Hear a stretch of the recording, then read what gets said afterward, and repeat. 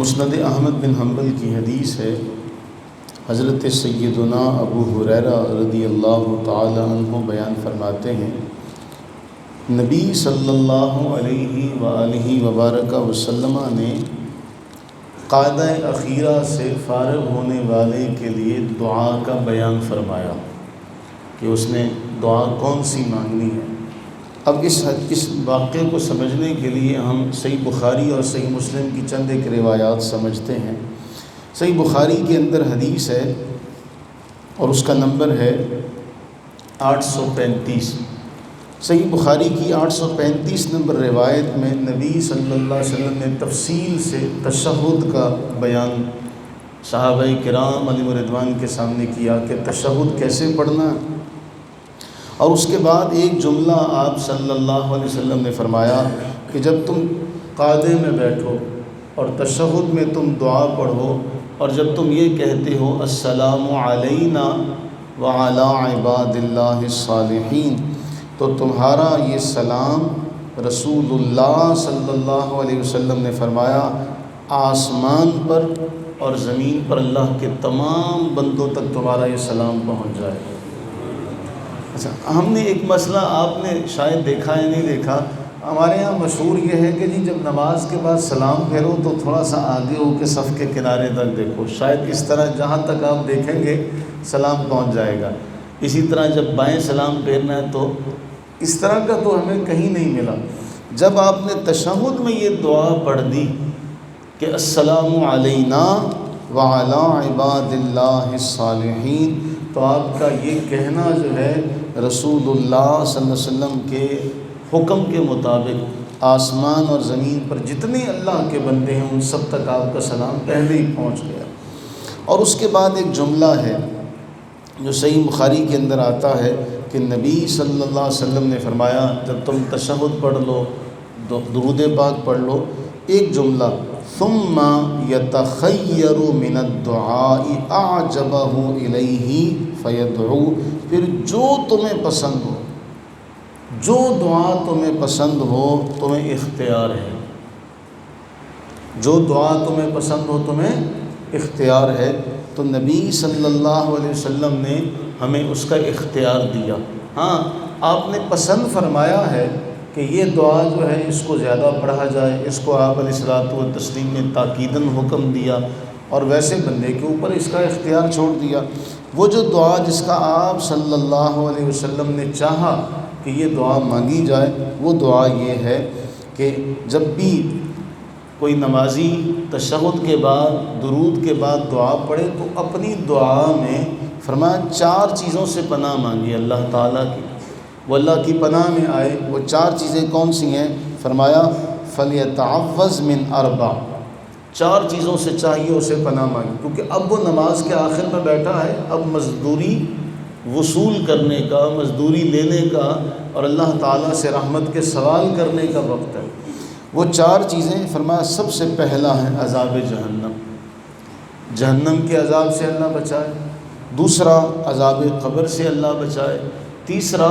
فتنۃ المحیا والممات، یہ جو زندگی کا اور موت کا فتنہ ہے اللہ اس سے بچائے، اور چوتھا اللہ تعالیٰ دجال کے فتنے سے محفوظ و معمون فرمائے۔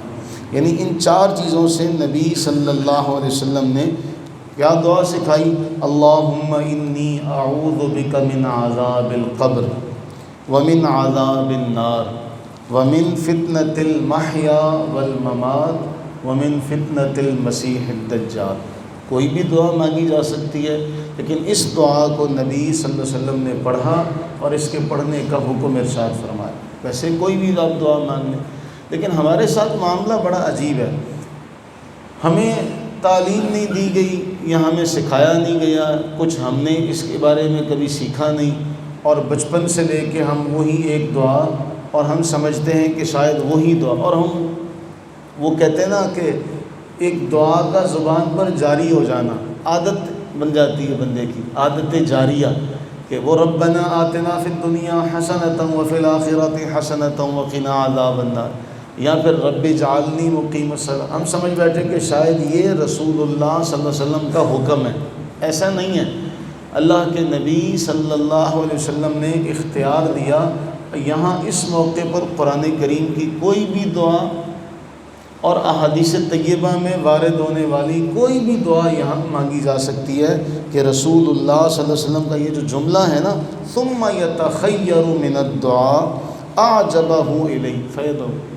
کہ جو تمہیں چاہے، جو انسان چاہے جس دعا کو پسند کرے وہ دعا وہ اپنے لیے مانگ سکتا۔ لیکن ہمارا کچھ معاملہ ایسے ہے جیسے جنت کے اندر سب سے بڑا معاملہ جو ہے جسے اللہ تعالیٰ نے بیان فرمایا